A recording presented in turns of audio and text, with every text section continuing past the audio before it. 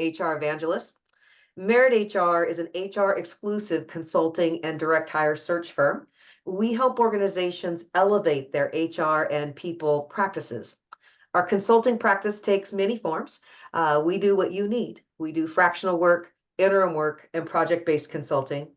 And our leadership search practice is not only contingent, but our fees are retention-based because we all know how hard it is to write that check for an outside recruiter on a couple days after somebody has started with your team. So we take that fee, divide it over 12 months, and if the person leaves before that magical first anniversary, we waive whatever portion of the fee is remaining.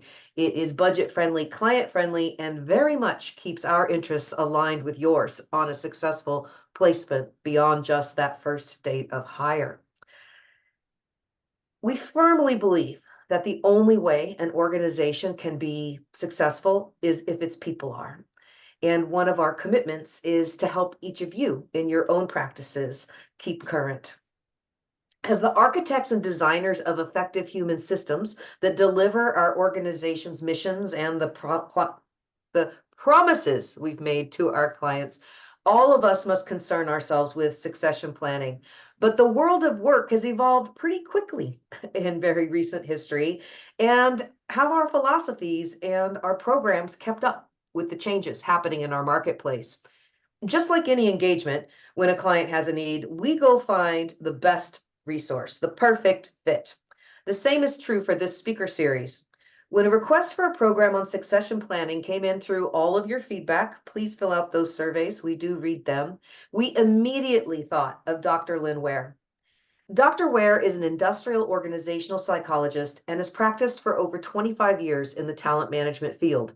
She is the CEO of Integral Talent Solutions, a technology-enabled global talent management consulting firm headquartered in the Silicon Valley. ITS's mission is to optimize talent investment to generate better organizational performance.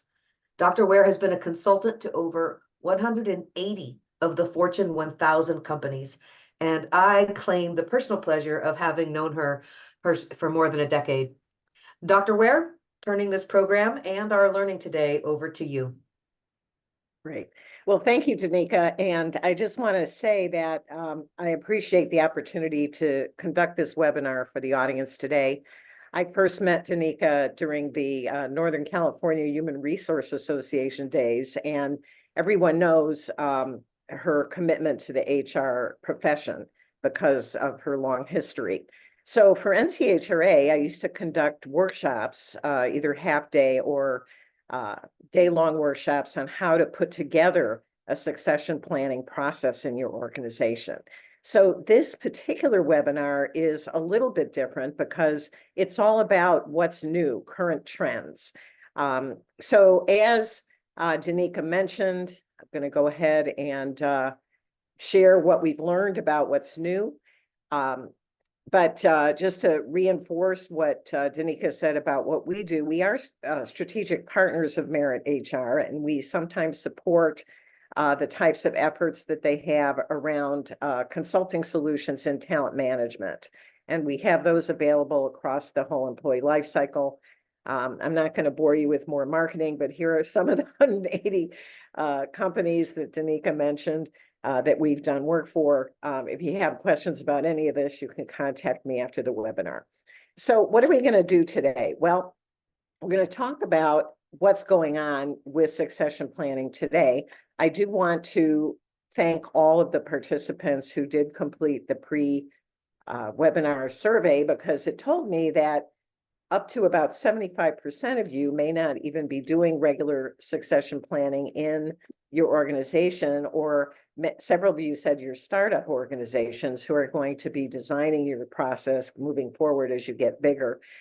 So I'm going to keep that in mind in terms of guideposts or best practices, what you should be thinking about as you're designing your own unique process for your organization.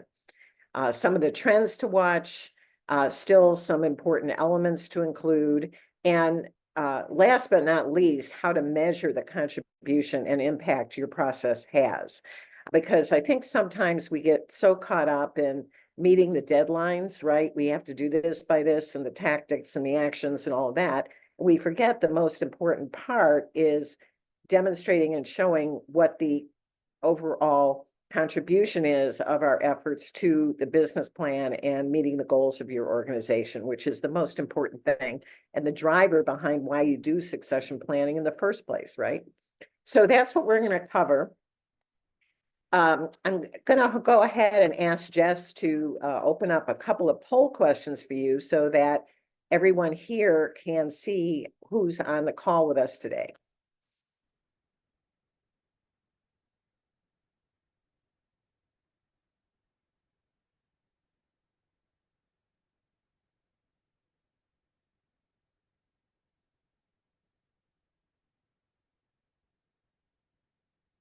Great. Well, it looks like there's actually more people on this particular webinar who are doing succession planning than I thought from the pre-survey questions. But it looks like only about maybe 25% of you are doing on a regular annual basis. So kind of a regular cadence that you have more formally established in your organization.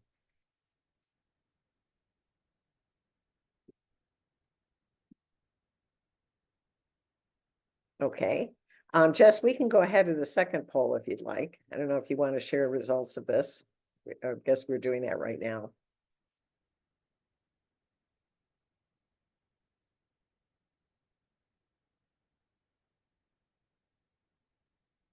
You want to go ahead into slide 6? Yeah.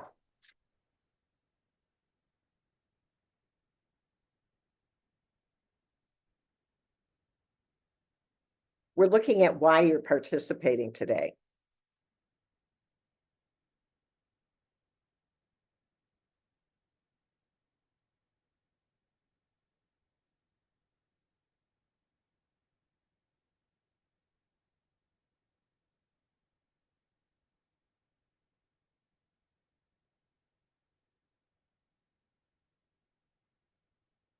Great.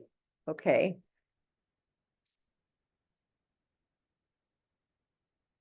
So many of you are saying that you are working on revamping your organization's succession planning process and need some new ideas, that you're in the right place. And some of you are just wanting to see what's new. So kudos to you for coming to take care of your own professional development and ongoing learning. And a couple people do want to support Merit HR. So there you go, Danica. Great. Okay. There's the results for you. All right, well, I'm going to go ahead and move on. I'm going to talk a little bit about succession planning today, but I will say before we get into the content that not only am I supposedly expert on this, but I feel that since we have so many people on the webinar from the HR community, many of you are going to have additional ideas, information, and thoughts. So we want to encourage you to share in the discussion and through chat some of the adding to some of the information that I'm going to cover. Okay, so I don't want to be the only expert on here today. Because I don't know everything, even though, my kids think I'm kind of a walking encyclopedia. Sometimes they call me, but I don't know everything. And just as much as my role is to share information I do have, it's also holding the space for us as an HR community to discuss and share the ideas that we have. So in terms of succession planning today, the whole idea of what it is just the promotion of the development of talent. We are all trying to create more development cultures in our organization. It's not necessarily anymore for just specific people in an organization, but the development of all talent for future career movement. We work with many clients who recognize that they have kind of the secret sauce for their organization on what makes them successful, and they want to capture or protect that culture to keep them successful in the future. And the best way to do that is to have a good, healthy mix of people you develop from within. We're recognizing that sometimes you have to hire from outside, and that's why we need Merit HR to bring people in who have skills that people in your organization don't have, and maybe you don't have the time from a needs standpoint to develop them. But you do have a large talent pool within the organization today, and I'm of the mind that we don't yet have the technology to reach deep into our total workforce to identify where and who those people are. But that is going to change with AI and some of the technology we're going to talk about today.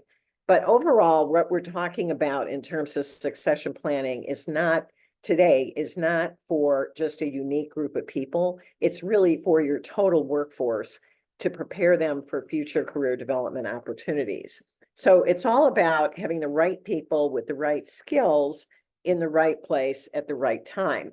And for those of you who are just embarking on this and haven't done any succession planning at all, what I would encourage you to do is, in the design of yours that will be unique for your own organization, to get together a cross-functional or cross level as well steering group that you work with as you're working on the design, because there's nothing that will replace the support of senior management and participation of leaders within your organization that will help you with people following through on what they need to do to develop their talent.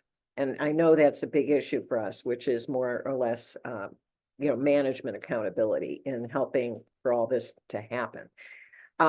So some factors to consider in putting your succession plan in place today.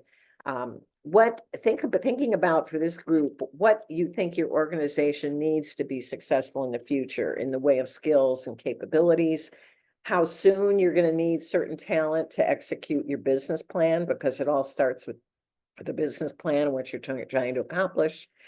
It needs to be based on what the needs of that business are in the next 3 to 5 years. So another pitfall that we've seen with succession planning is that it doesn't start early enough. People are looking at maybe 1 to 2 or 3 years readiness, but you can go further beyond that into a 3 to 5 year type of plan if you're able to, if your organization has a business plan that's far out. And what actions do you need to take now to ensure the future readiness of that talent? Those are some things for the group to discuss and consider as you start designing your plan. So obviously there need to be, as I said earlier, some contributions and results from the action plan. So some of the things that you are going to get if you work on having the right people in the right place at the right time through a more structured process is your organization is going to have speed, okay? And that is a competitive advantage, right? That people are going to be able to work faster, more productively than those who don't have a succession planning process or a more structured way of having people ready to advance. That's one of the things that you're going to have. You're also going to have a more engaged workforce. We don't have time to cover all the research there is out there, but I can tell you, because ITS has done some of its own unique research in this area, particularly for millennials and Gen Z, who are now a majority of your workforce, that development and career development are like the name of the game to keep people engaged and retained at your organization. There's all sorts of evidence that people who feel that the organization is supporting their career goals are going to stay at the organization as much as 2 or 3 times longer from a retention standpoint. So why not have that as part of your competitive advantage when so many organizations are not doing it right today? And finally, as I briefly touched on earlier, by having succession planning and developing people from within, you're going to be able to preserve what's special about your culture, what differentiates you from your competitor, because people will lead who have grown up there, right? And we recognize you can't have 100% internal growth, but if you have a good, healthy percentage of that, it will give you a way to retain those cultural differentiators that have made you successful thus far as a business. So let's do a real quick discussion question in chat, and I'm going to periodically have these chat questions for you so you can, as I said, contribute to the expertise. To put in chat what you see as the trends affecting succession planning today. What do you see that, out there that you think will impact this process?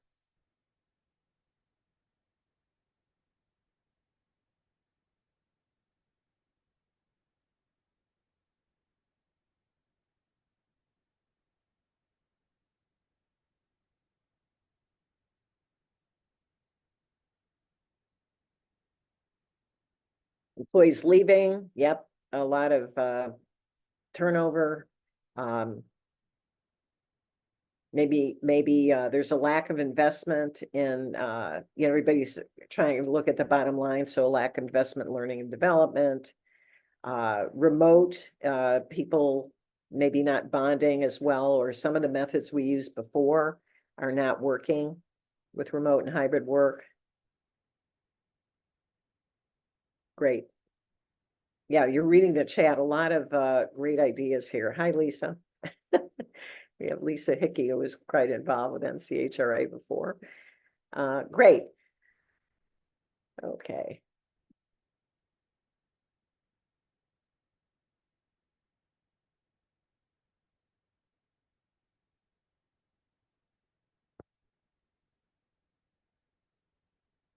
All right. Well, I'm going to share what we've seen out there. First of all, the pace of change. We all know what that is, the VUCA world and all of that. So the way it impacts succession planning and how you think about what you're doing is that you can really no longer have a one-to-one correlation with someone being groomed for a particular job. And the reason for that is because the job changes, right? So let's say you've been grooming a particular person for a year or 2, 3 years, whatever. Doesn't mean it won't be successful, but it's very possible that the job itself is going to change.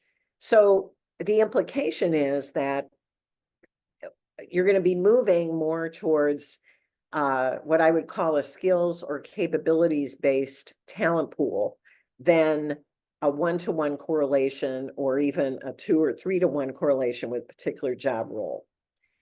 So it's a little more fluid, a little bit for people who are very logical and linear, it might be kind of difficult to grasp what I'm talking about because it's a little more soft around the edges because you can, I mean, the COVID pandemic was a good example of that. People who were able to lead in that type of environment might have had different capabilities and attributes and characteristics than those that traditionally were moving along in how you always did business, right? So this is a change in more of like a structured ladder approach, right? Because you have this pace of change, you have to think more in talent pools and skills and capabilities. The next one is diversity. So, we've had a lot of talk about how diverse the workforce is, but I actually would like to share what we know to be some of the actual demographics out there, because I don't think, many people are really aware of what we're talking about. So right now, in the last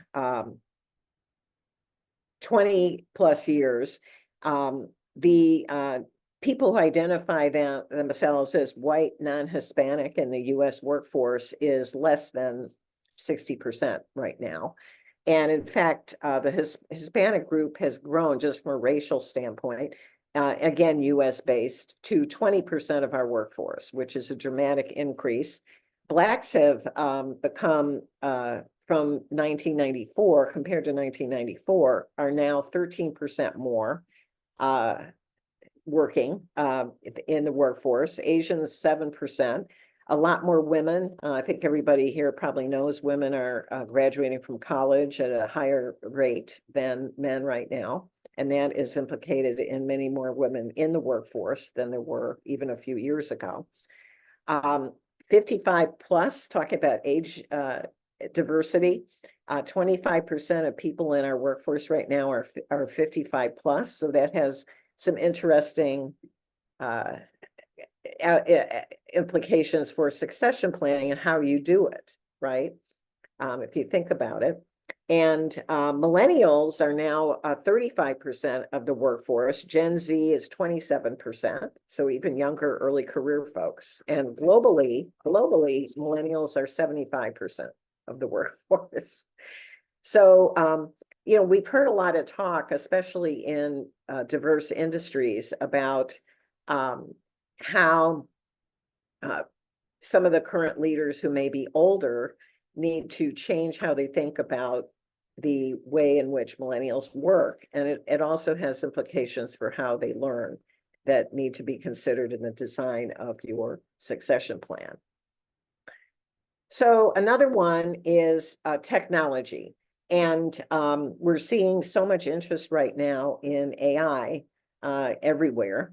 And this will have implication for how we go about finding and identifying and tracking where the talent is in our organization. And I'm going to talk a little bit more about that in the future. Mobility. So we know that people move organizations and jobs more frequently than ever. The average worker in the United States leaves a company every 4 years, and the average millennial every 2 years, if you look at the Bureau of Labor Statistics. So with those kinds of average turnover rates, as somebody said in the chat, people leaving the organization is a big problem. Along with the succession plan, you really need to have retention plans for those people that you consider are and want to have around for long enough to groom them internally. They kind of go hand in hand, right? So it's not just the succession plan, it's how we keep people long enough. How do we motivate them to stay and make this the type of work environment where they want to spend a lot of their career, because it won't just naturally happen. And there's also been a lot of kind of buzz about skill-based development and hiring. And this is the situation where hiring is really based on what people can do and what they know, instead of their past job experience or even education, right? So many organizations, as an example, say, well, you know, I didn't even want somebody in the role that doesn't have a college degree. Well, that may be going away more.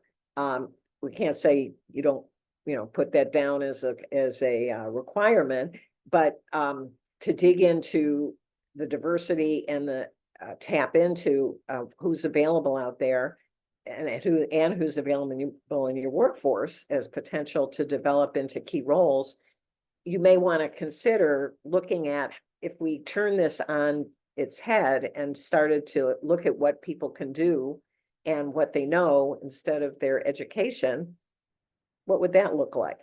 How would it change what we're currently doing in selecting and placing people into key roles? So, excuse me, another change is the talent is really everywhere. So you don't necessarily have to look at who the people are in a particular job function right below your executive level, right? I mean, talent may be, especially if you think about talent as skill-based and capability-based, it may be across your organization. It may be with strategic partners or even contractors you're working with. So again, having a more open architecture to think about a talent pool instead of individual people or even people who might have the functional expertise, you can break out of that if you have the 3 to 5 year type development planning in mind.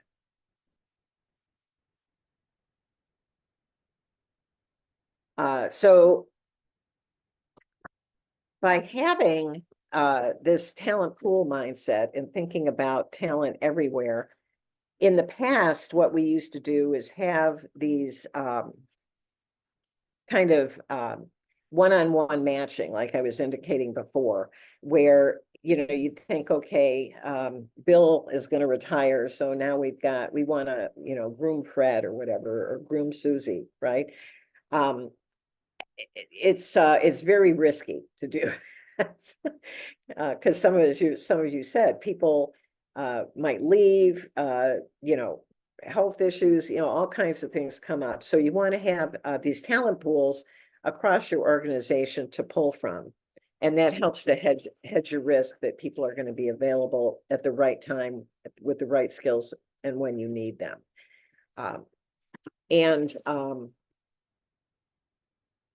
People who are identified as kind of, especially for leadership successors, many times a lot of people in the organization want them in their groups to work for them, not just the particular functional area where you're going to need to replace someone. So that can also happen. The person might get promoted into another area when you think you're trying to groom them for yours, right? So again, hedging your risk with talent pools and thinking more about that instead of one-to-one matching.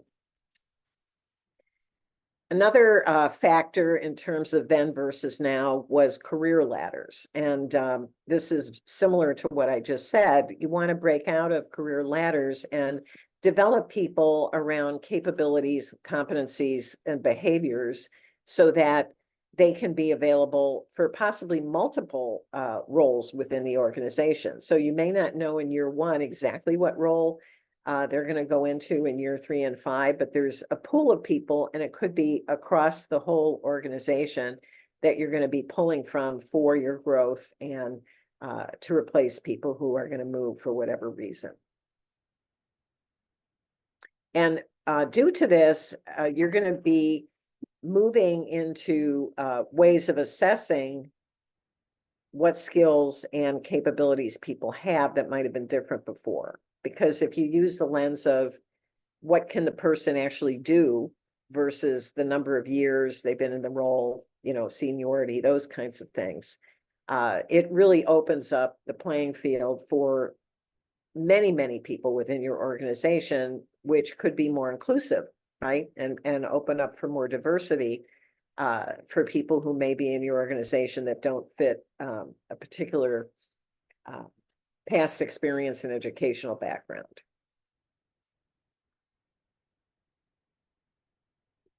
So this is what I mean by that. If you think about talent in terms of more fluent capabilities that people have, these are a couple of them that we typically see for leadership competencies, for leadership development, right? One would be the thought leadership and another people leadership. And here's a definition that one of our clients used for each one of these. So to be a thought leader, you may not have to be even at a certain level of leadership in your organization. Some of our clients are now calling individual contributors emerging leaders instead of referring to them as individual contributors. So these would be people who don't necessarily have people reporting to them. They're not supervisors, but with the mindset that anyone in the organization can be a leader, and you may be leading as a thought leader or doing other things in your organization that demonstrate leadership in a particular technical area or mastery level. So these people may be tapped for certain key roles up the chain, so to speak, in the future by giving them leadership and management responsibilities with supervisors or mentoring roles within the organization, et cetera.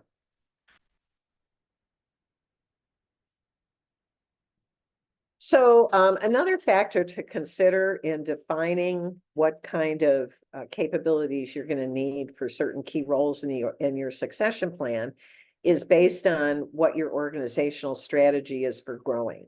So I provided some examples here. We have companies that are product and service innovators, and these would be people, this would be like Apple, right? I mean, they came out with all the Apple products and devices and so forth. And they're known as far as their success strategy or growth strategy for product innovation. So their leaders are going to have capabilities that are different from, let's say, a Walmart, right?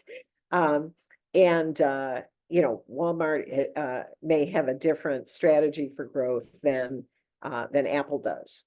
So the type of leadership and the type of capabilities and attributes you're going to look for in your leadership are going to be different. Process innovators that's another example we're giving here, and delivery innovation. So I think you get what I'm saying. So that's something to think about also with the building of your succession plan. So this next idea may be a little bit controversial, but it's acknowledging what I said about the diversity in the workforce. So no matter what political spectrum you're on, there are many different kinds of people in the workforce, many different generations now. I think people say there's 5 generations in the workforce now together, many different ethnic groups, all of that. So because of past practices where we all know that there was a trend for many years of kind of hiring in your own image. I know Merit HR might have a lot to say about that, but we won't ask them right now. But there's kind of a catch up that needs to happen. So if you can accelerate the diversity of the development of your diverse populations within your organization, it's going to help you not only have more people available in your talent pool, but it's also going to allow your organization to have the representation it needs to attract other people into your organization who are in the workforce and will want to work for you. So we have a strategic partner, another strategic partner, Dr. Ed Hubbard. Some of you may be aware of him. He is a pioneer in the ROI of workforce diversity. That's basically the business impact of having a diverse workforce. And there's all kinds of evidence that by having people represented in your organization that look like those you want to recruit is going to help you do that, right? Whether it's women, whatever. So this is another thing to think about and discuss with your steering group as you're putting your succession planning process together.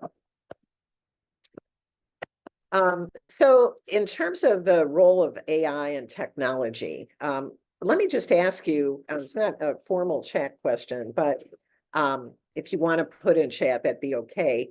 How many of you are using some technology right now that helps you identify what existing talent you have in your organization today, right? So sort of a repository. And if you are using something to keep track of what who people are and what skills they have or what capabilities they have, please let us know what you're using, because in the pre-webinar survey, many people said they're not using any kind of software at all. So we'd love to know what people are doing.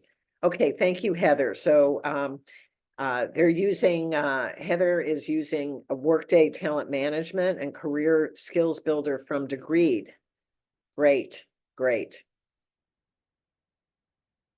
Workable is another one.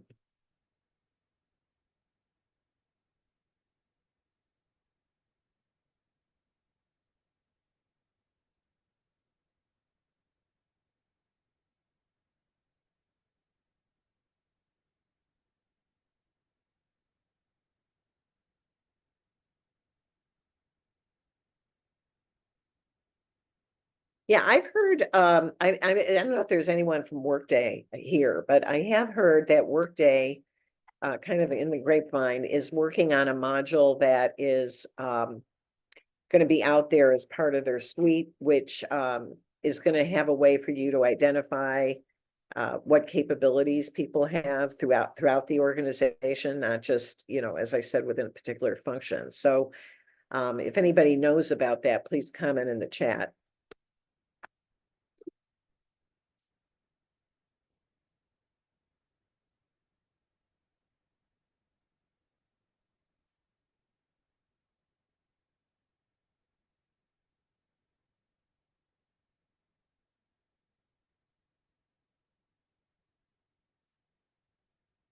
Okay, Teresa says it's already part of their talent management module. So just as sort of a follow-up question on this, in that particular module, not that I'm promoting Workday necessarily, but software like this, I think is going to be important to be able to identify where people are across the organization. How are you assessing the capability of these people? Are there outside assessments that organizations are using to identify certain competencies? Go ahead and put in the chat if you know of any.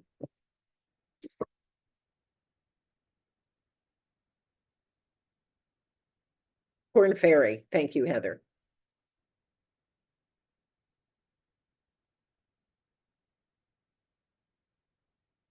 Yeah, there's different ways. We'll talk a little bit about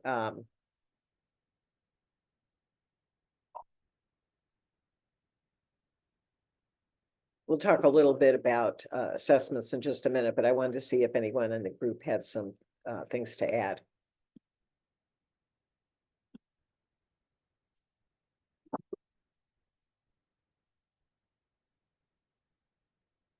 Okay. So in terms of the role of AI and technology in succession planning, this type of technology is going to be relying more on you having what we might call the skill-based technology or taxonomy, not education or experience. So you have to have a way of defining the capabilities you're looking for in the particular roles where you're going to have successors, whether it's leadership roles or other roles throughout the organization where you want to have successors. Someone else just added here Thrive as another. PPR, is this, I hope I'm pronouncing your name correctly. Is Thrive a way to assess capabilities or a software to help you identify where people are? It's Piper, and it's a way to assess skills. So we use it in our interview process. Great, thank you. Mhm. Thanks, Piper. Okay. Yeah, so this type of technology is going to utilize it can be utilized if you build this out based on capabilities and skills, and building in a way to record your assessment data. So one of the things some of our clients are doing who we talked to and putting together the webinar on this topic that we feel are being a little more innovative around the succession planning is that AI will be a tool built into, for example, the Workday or other vendor software that's out there that will auto suggest. So, you're going to be able to enter and say, show me all employees who have a rating of, 3 or above in this area, right? I think that AI and technology are going to assist in this process to have a more open, readily available group of candidates to explore. And that seems to be a trend that we're moving into now. So some of you said that trends you're identifying that are going to impact succession planning include remote and hybrid work environments. So what do you see as some of the considerations that need to happen because of remote and hybrid work compared to how we used to develop people before? Go ahead and chat. If anyone wants to comment on that, you can as well.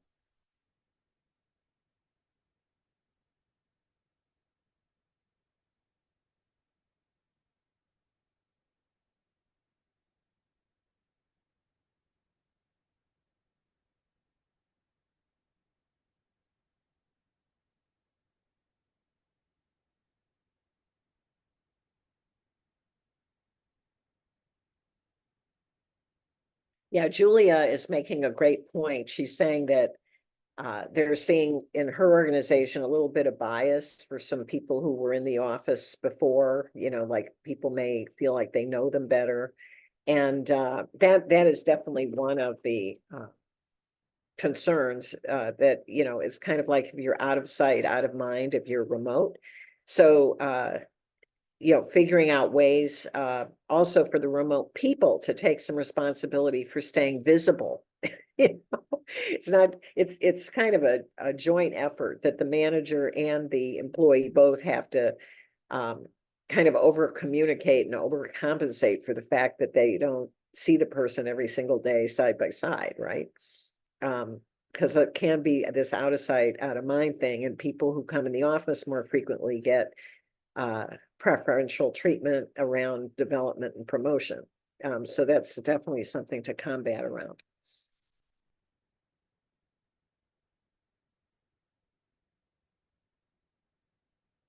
Yeah, it looks like a lot of people are struggling with this. They don't have access to formal informal learning because they're not hearing the conversations live. Okay. So just some ideas that we have put in place for organization. There's definitely a lot more what we might call blended learning approaches going on. So if you used to have workshops in your organization that were more formal learning, then now, those are being available, made available virtually. We're seeing more what you might call forums or communities. That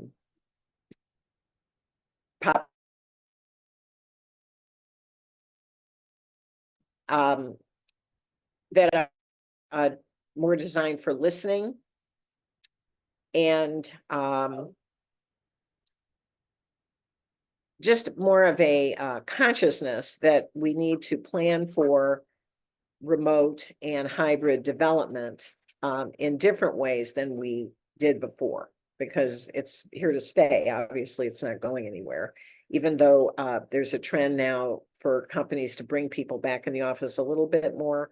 It's never going to be like it was, because the workforce is just used to working that way now. And many companies have realized that they can, that it's just as productive, if not more productive, to have remote and hybrid work opportunities. So designing the learning around that and how you're going to bring those people in who are part of your succession plan is just something you have to really design for. We are still seeing cohort leadership development out there, which we did do before there was all this hybrid. But with the cohort leadership development, even people who are remote and out in the field, so to speak, are being brought in periodically for learning sessions and some face-to-face work. I don't think organizations have completely figured out how to do that 100% remotely for a particular group of people. So that's what we're seeing. You have to have like a mix of blended learning approaches. I mentioned earlier this idea of creating emerging leader mentality for everyone. So getting the mindset throughout your organization that leaders can be developed from all levels. Anyone here can be a leader if you choose to step up and be one. And it's not just for supervisors or people who are director level or VP levels, or, however we used to think about this.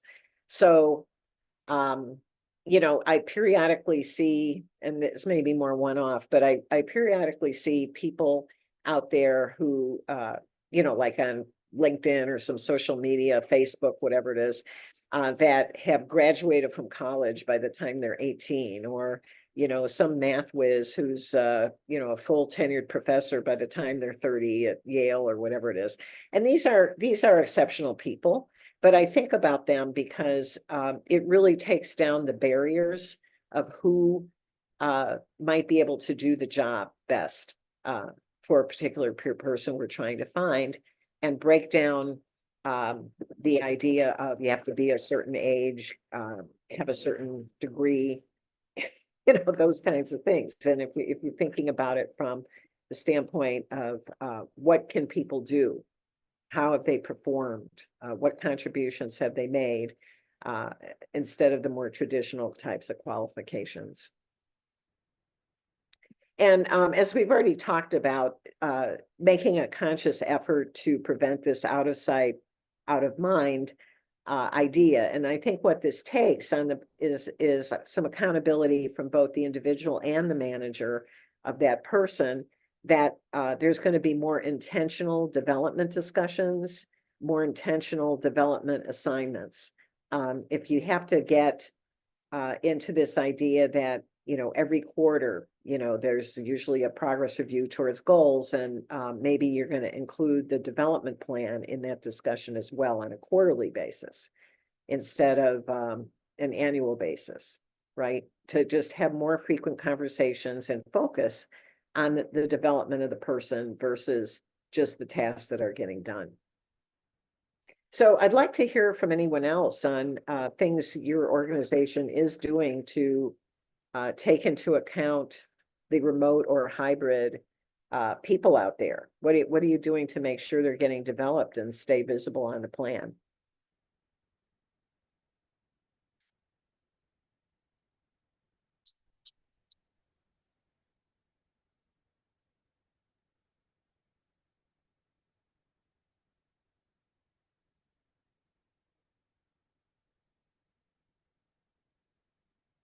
Hey, Lynn, just a reminder, we have less than 10 minutes.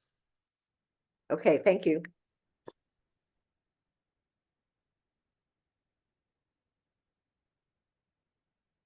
Okay, so some people are doing here monthly one-on-ones. Looking for ways to have greater collaboration with folks when they are in the office. That's great. Okay, so just a few other things. There is now there are some organizations who are trying to break out of the more traditional way of assessing what capability and talent that you have. And this would be like an alternative to the 9-box. Okay, so one organization, what they're doing is they have determined the qualifications of the successor role in terms of these capabilities, competencies, whatever you want to call it. And then they have a team of people rate and score those capabilities and competencies of every person in the talent pool that's been identified. And sometimes they're using external assessments to validate the rating. So let's say critical thinking, it might be a competency or capability. Now they're going to, you know, also assess the person through something like the Watson-Glaser critical thinking assessment, right? So not only the internal team rating, but also more objective outside assessments. But whatever it is you're doing, your system should have more transparency and anchoring it to behavioral definitions of the capability. Then the person is also going to be obviously rated by the manager on those things, and all of those things loaded into whatever system you're using, whether it's Workday or some other, to have a record and a repository, a place for those competencies to be identified. And they should be loaded into your IDP plan for each person, individual development plan for each person. And then also included as in whatever your learning and development program is, so that people can access development for those capabilities in key areas. In terms of assessment, these are some of the things out there mentioned: objective assessments around capabilities. There are some company-based ones that I've seen developed out there, and you can contact me about these after the webinar if you'd like. Self-assessments. I saw a really great one out there that we had used in one of our programs called "Should I Be a Manager?" I thought that was a great self-assessment in general. And customized ones that are built around like 360s, that kind of thing, built around your own key leadership competencies. The automation of the process, thinking about, is there a way, especially if you're an organization more than, let's say, 100 people, you know, it helps to have some software or something to keep track of all this. You know, I mean, succession plans used to have these big manuals people would carry around, and it just gets really cumbersome to do it that way. So be looking for technology. This is a screenshot from one we know of that shows for a particular person what the gaps are in the capabilities that she's trying to develop for a certain role. Just from time, I'm going to go ahead and skip over this particular question because I think we already talked about a little bit about that. And Lynn, I was wrong. I guess we go till 12:45. Oh, So okay. we can slow a little. I had this till 12:30. So Okay. if you don't want to skip, but I think you just brought something curious up, which size of organization, I think is something that I'm curious about on these ideas. Yeah, so I guess what I'm saying is I think with a smaller organization, it's easier to do things. You know, you can get away with Excel sheets or, you know, simpler ways to manage all this. But as it gets bigger, having some automation around the technology you're using to identify and track, I think is going to be necessary to avoid some of those biases that some people on the chat have been talking about, so that people, you know, across the board in your organization can be considered for certain roles, and not just, oh, you know, we know John did this the other day, or, you know, Sally did this the other day, and so, you know, she should be a person in our succession plan. You know, that it's a little bit more data driven and inclusive in terms of considering people across the organization. So that's what I meant. Okay, so if we have a little more time, what I'd like to do is hear about any kind of leadership assessments that you are using in your organization today, people who are on the webinar that you think have been effective.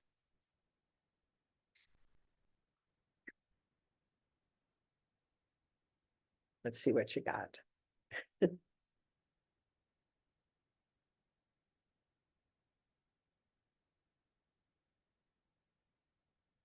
DISC, okay, that's an interesting one.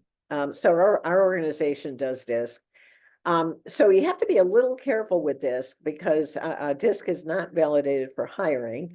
It can help you with, I think, more the aspirational nature of a person's personality, like what their priorities are, and putting them in roles where those capabilities are advantageous, let's put it that way. Leadership Edge, okay, I'm not familiar with that one. Tilt 365, yeah, 360s are definitely a great way to get started. I've heard from candidates themselves more than anybody that it was really helpful for them to have the perspective of how they're viewed within the organization by multiple levels of people, their peers, their managers, their direct reports, and a great way to start putting together individual development plans for people. Yeah, culture index, good. Okay. Yeah, all of those are good. Here, Zenger Folkman has a good leadership assessment for top 10, you know, top leadership for sure. Yeah, some of these are good, and I'm glad to see that people are using more outside assessment as well, because I think the combination of having your own internal ratings by a team of people as well as that kind of being benchmarked with the external ones is really helpful. There's all kinds of assessments out there, emotional intelligence, sales aptitude, you name it. That's one of the things you learn as a psychologist, what assessments are out there. Anyway, so who do you think owns succession planning in your organization? I'm just going to throw that out there. Whose job is it to take ownership of this? leaders and managers, okay. Any other opinions?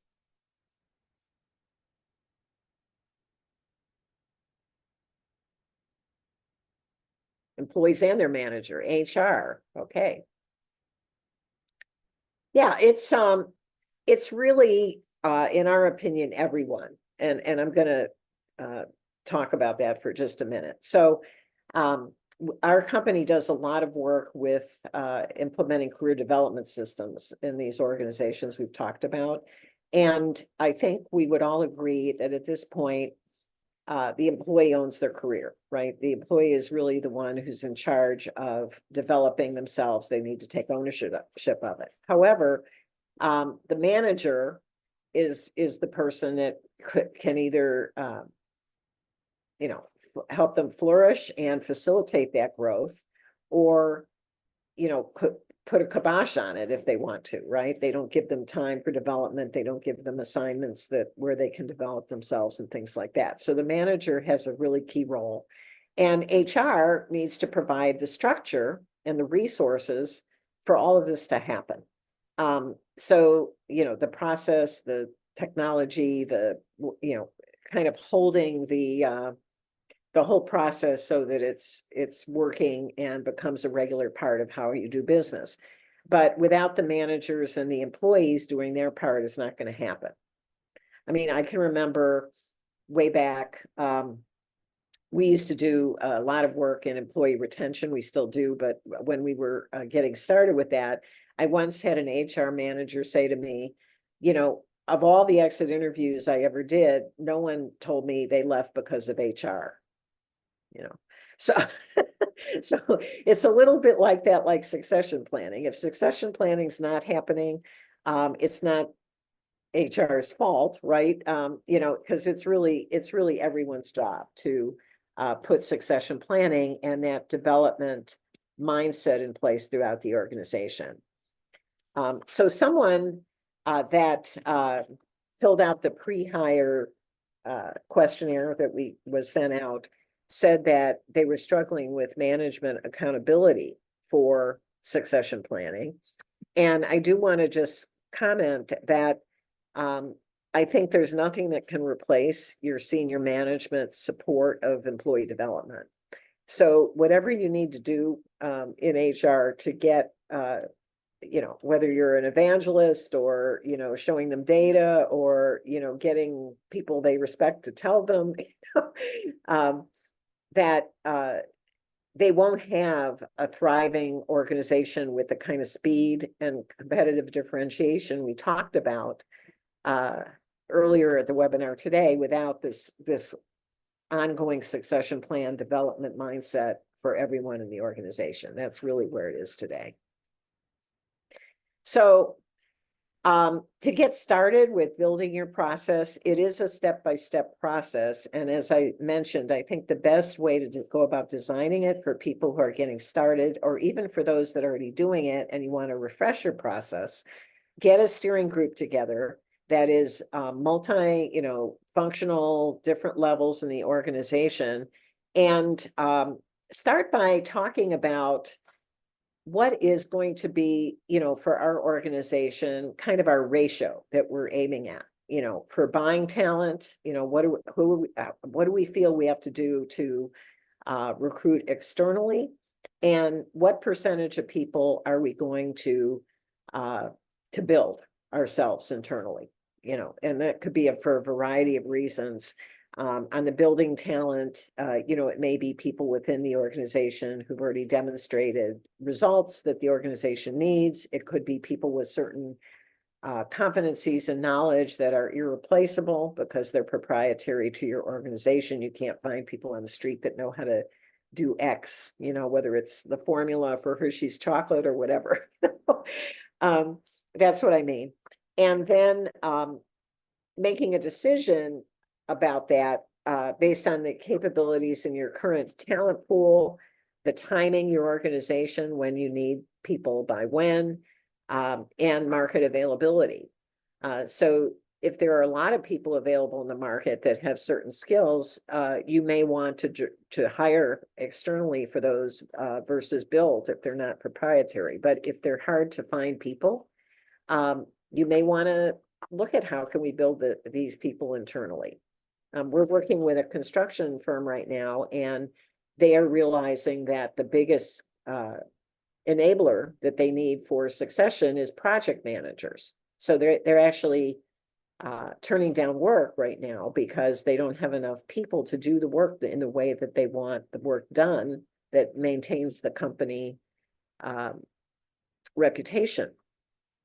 So these are all factors to consider on this buy and build ratio. And then this is one, I'm going to go through this step by step, but this is just one, and you'll have this as part of your recording, but this is one of the kind of schematics that might help you with the step-by-step process that I'm talking about on how to go about putting your succession plan together. But even with this kind of more structured approach, keeping in mind all the things that we already talked about. So the last key portion before I summarize and kind of open it up for questions is this idea of measurement that we again talked about at the beginning of the webinar today. What are some ideas around key performance indicators or KPIs, as we talk about in business, that you can put in place for measuring your contribution of the succession planning process? And so these are just some of the KPIs that some of our succession planning clients use. One is the percent of people who were promoted or advanced into certain roles that were either part of the succession plan or they weren't. And what that is, how long people stay, as I already kind of indicated, that people who are feeling developed and that they have career potential within your organization are much less likely to move, and they're much less likely to be externally recruited, at least I mean, all your top talent let me put it this way, all your top talent, as we know, is being recruited all the time, right? Passively recruited, et cetera. So they're less likely to accept those, kind of shiny balls that come their way if they are feel that they have potential to grow in your company. So that's a metric. Time to fill the position. Ideally, for those of you in recruiting, if you have a strong succession plan and it's really going the way it should, you will have a shorter time to fill new roles because there will be more talent available internally to draw from. And with the technology, you're going to know where they are. Right now, I think there's so much capability that we just don't even know about in our workforces because we don't have any way to identify it. And finally, engagement surveys. So many of you are probably using some type of employee survey, and typically on those, you're going to have questions related to whether or not the person feels supported in their career growth, whether or not they feel they're being developed, and how much they're being developed, how satisfied they are with their development rate, et cetera. And so you're looking for, on those kinds of questions that are related to succession planning and employee development, you're looking for 4 and 5 ratings. So if you have less than that, that means you need to beef up that whole side of your talent management and HR function to make this happen. So before we leave this, it's such an important topic. Any other ways that people are measuring the success of your succession plan, other than what I've mentioned here?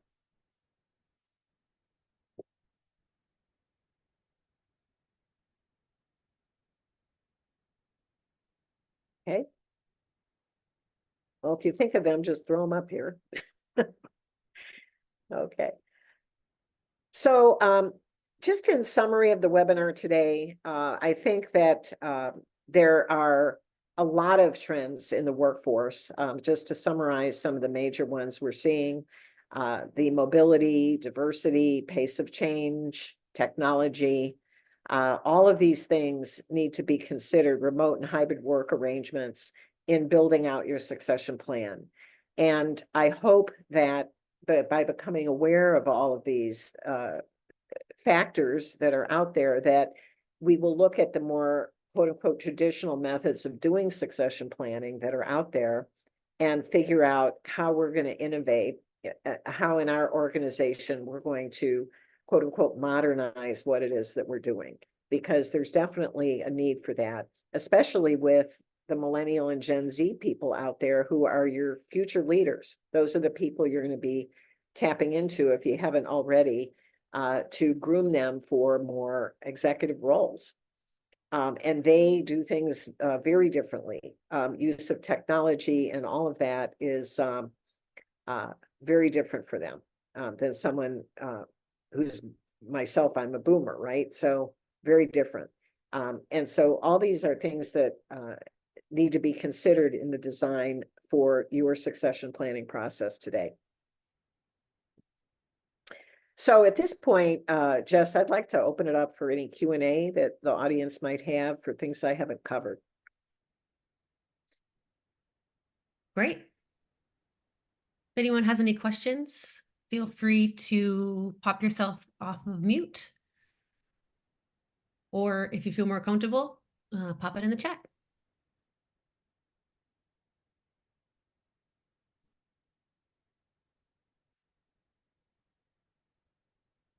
Lynn, for so long, we thought of succession planning, especially in my experience in smaller companies, that it really was only high potentials being groomed for leadership. What I'm hearing you say is this internal talent marketplace is a different animal in many ways, where you have these talent pools that you're creating. It's not only necessarily the high potential to become the next CEO, CFO, director of ops, but it's broadening your thought to succession planning is really kind of everyone in your organization. Would that be a fair assessment or no? Yeah, it is. We're seeing kind of a movement away from the traditional identify the high potential.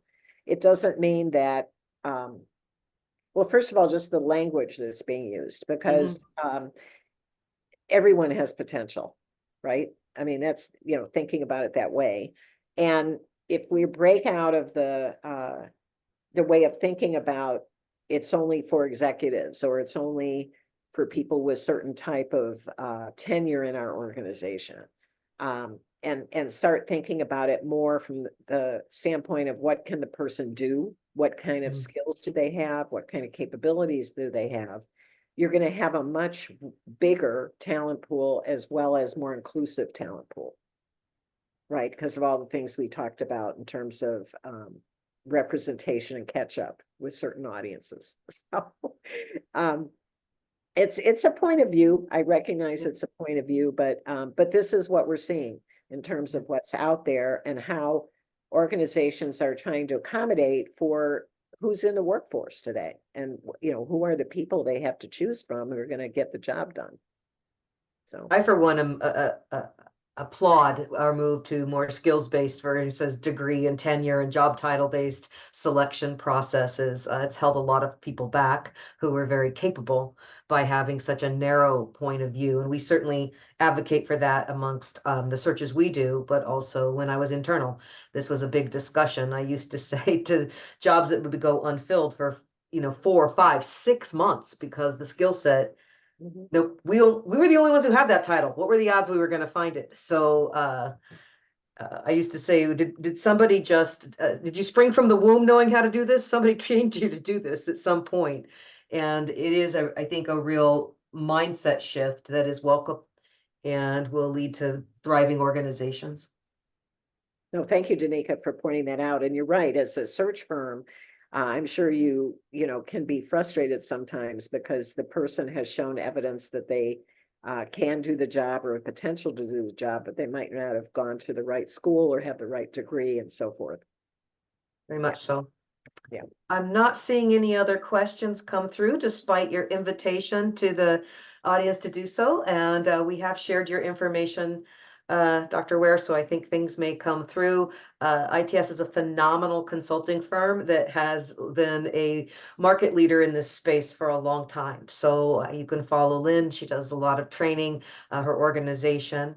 And speaking of those Gen Zers and being just a little different coming through, our next session is with an interesting perspective. It is a psychologist who focuses on the Gen Z population, and she has certainly been working with some leadership teams on it is a little different. So how are we going to bring these folks along? So that is on August 14th. We are asking for your feedback on what should be in the following one in October.